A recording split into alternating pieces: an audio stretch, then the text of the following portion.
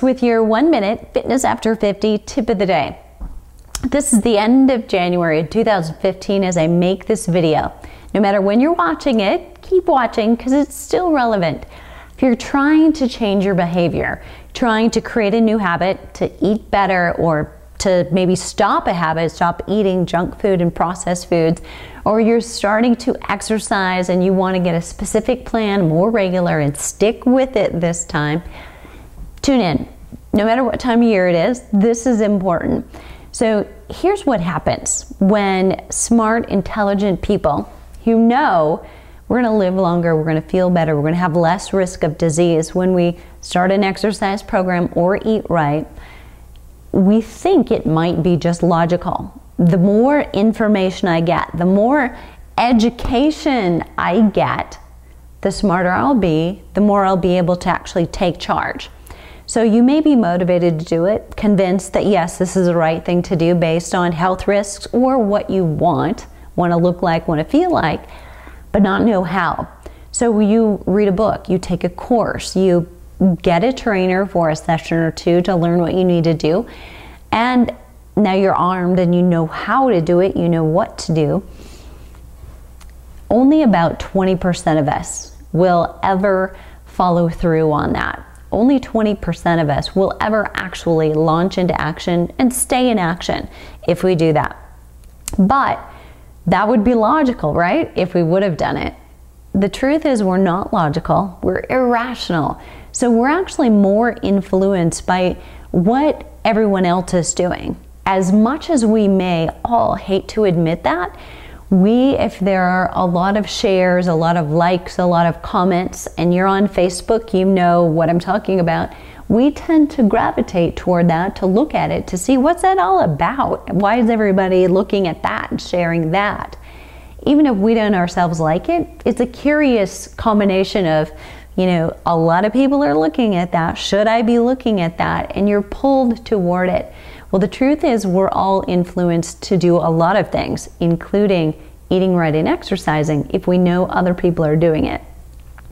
So surround yourself in an environment where there is a lot of social proof, where someone is doing it. One of the useful uses of social proof when it comes to exercise is something that's been around for about 12 years.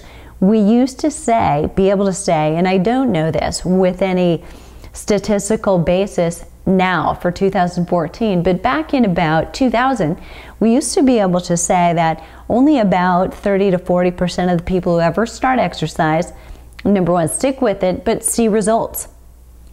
Of those people, 90% of them were using a personal trainer.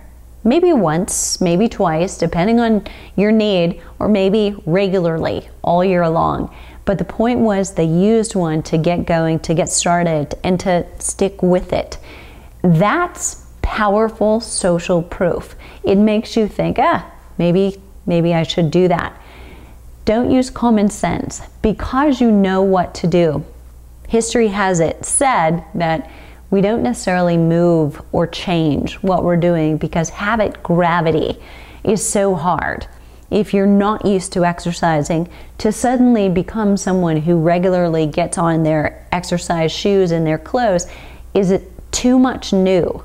We tend to think, I just need to exercise for 30 minutes 3 times a week. But there's so much more to it. There's actually getting the shoes, getting the clothes, changing afterward, maybe showering afterward before you need to be somewhere else. That there are a lot of small habits and cues or triggers for you to go into action. So a cue would be a positive thing. A trigger might be something that pulls you out of that thing and gets in the way. Somebody calling and backing out, your babysitter can't come. Now what will you do? Not exercise? Your running partner who was supposed to meet you at dark 100 for that walk or that run isn't going to be there. That's an obstacle. So it's why logic doesn't always work. But if you can think about getting some support during the early time when it takes discipline and willpower to change and put all those triggers and conditions into place, you will do much better. It's so much more than about just education. When you're intelligent and you're smart, logic and common sense seem like they should rule, but it's much more than about that. And something else has a little greater control on you than most of us want to admit. So get a little help while you need the willpower and the discipline so that you can move on after you've created a habit that is common sense and that you wouldn't stop doing even if you were given the choice. And that was your 1 minute Fitness After 50 tip for today.